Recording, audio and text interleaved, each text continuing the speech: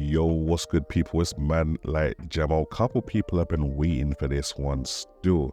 We're out here with the AYANEO 2, but we're also out here with the ROG Ally, the newest thing from Asus.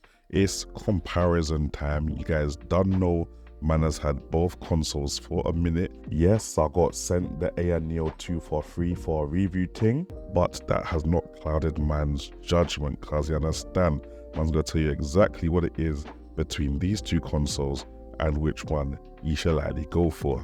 Now let's just go in and get design out of the way, because for me there's only one clear winner, fam, and that is the AYANEO 2 and 2S, fam. Now the ROG Ally does look nice, fam. I love the way, I love the RGB around the analog sticks, I love the design, I love the fact that it's lighter as well, fam, and I feel like the button placement makes more sense in terms of having it comfortable when you're playing games for a long period of time.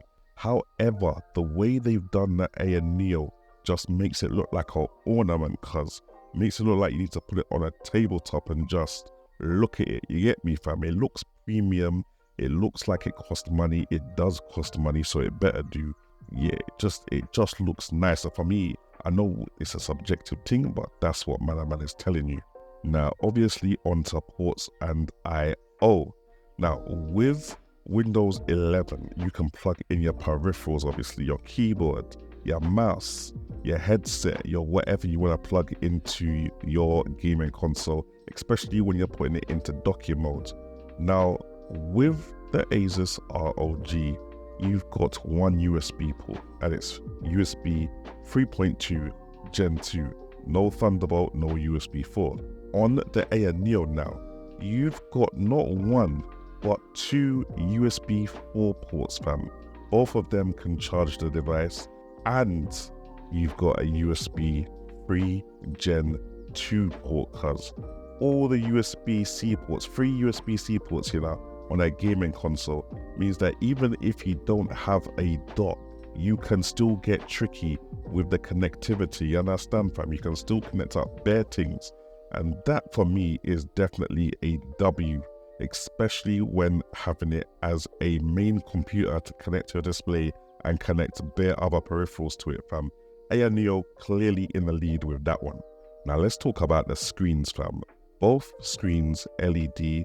On my AYANEO, I've got 1200p settings going on here, 16:10 on the Asus ROG. Man's got 16:9 settings with that 1080p. Now for me, you're wasting your time with the 16:10 thing, because I'm trying to play my games in 720p. I don't need that 16:10 aspect ratio. That's more for productivity, video editing. I'm not video editing on my game consoles, because I'm just trying to bang out games. 16:9 is where it's at for me, especially when I'm trying to go down to 720p on these lower powered APUs, fam. So for me, in terms of functionality as a gaming device, I'm giving the W to the ROG Ally, fam, because it just keeps it simple. 1080p, we're at 720p if you want to get 60 frames per second. You done already know the vibes. Now, can we talk about software real quick, because software makes and breaks the device for me. Windows 11 is wicked for gaming if you're on a normal keyboard and mouse setup, yeah, because obviously you can get all your emulators, you can get your Steam games, you can get all your game launchers. Windows 11, the limits are like literally endless kind of thing, innit? However, Windows 11 on a gaming PC with controllers, it's a bit sticky, fam, because not all of Windows 11 responds to a gaming controller as it does on Nintendo Switch or on the Steam Deck. So obviously Asus and AYANEO have to go around making their own software that helps you integrate yourself into Windows 11 just using the controllers on the devices.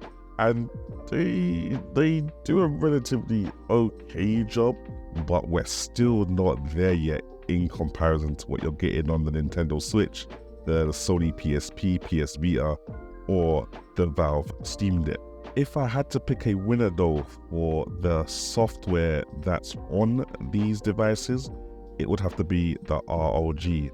One, because it's natively in the language you choose.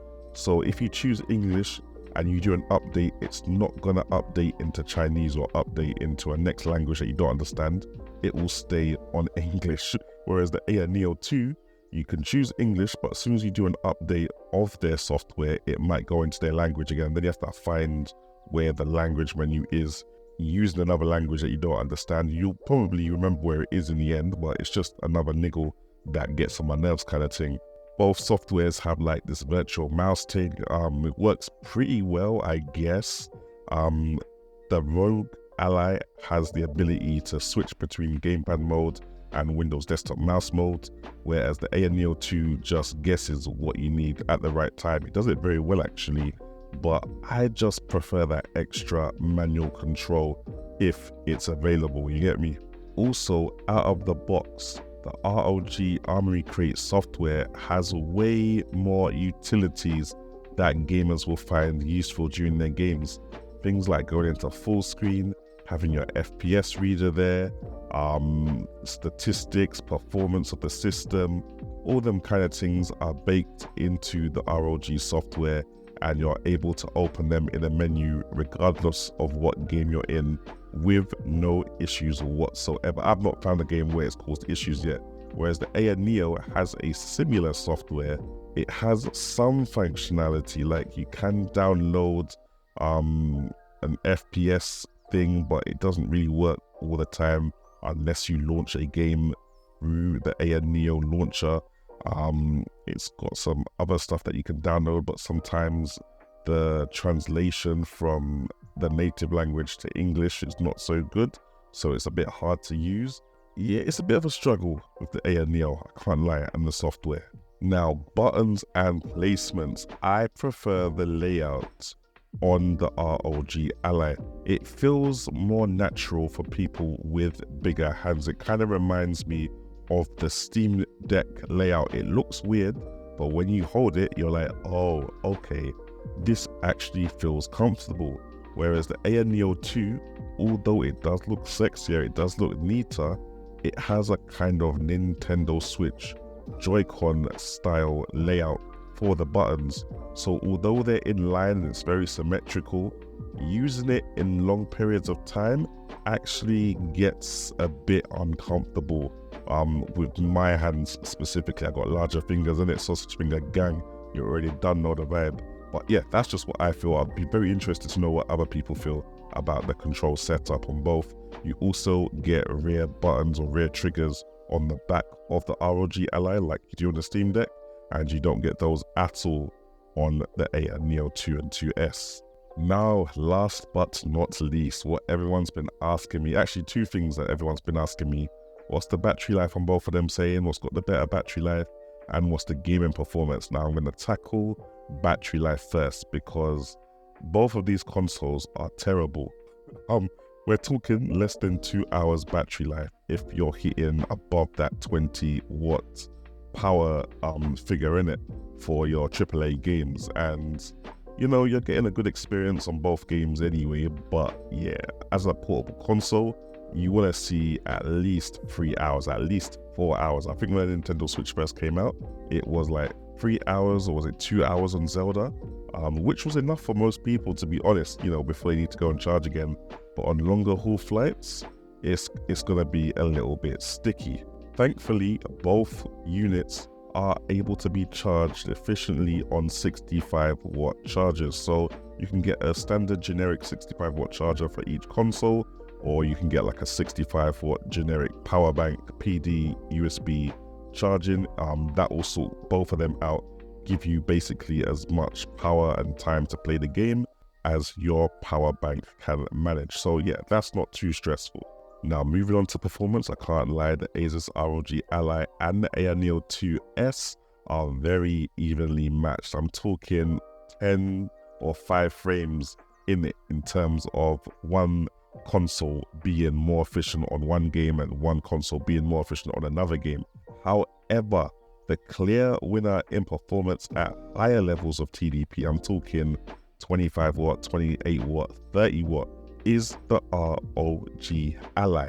I have never seen the ROG Ally throttle and reduce the TDP, especially when in handheld mode. However, with the AYANEO 2, that 26 watt, that 28 watt TDP, it will start throttling in 30 minutes or less if you're playing a big AAA game. Try play Harry Potter on the AYANEO 2 at 28 watts. Try play God of War Horizon Zero Dawn at 28 watts on the AYANEO 2. 30 minutes in, you're gonna see some dramatic frame dips and performance loss when the thing starts throttling. I think it takes the whole TDP down to like 11 watts, which at that point, it's not gonna play any AAA games at all. It's made the console, for me, very unreliable to be my go-to console to take out with me and start playing games kind of thing, innit?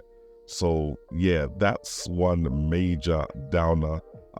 It's had a couple of updates since I first had it. I did mention this in my first video, and you know, the case still seems to be the same with the AYANEO, which is kind of sad because I love the hardware in it.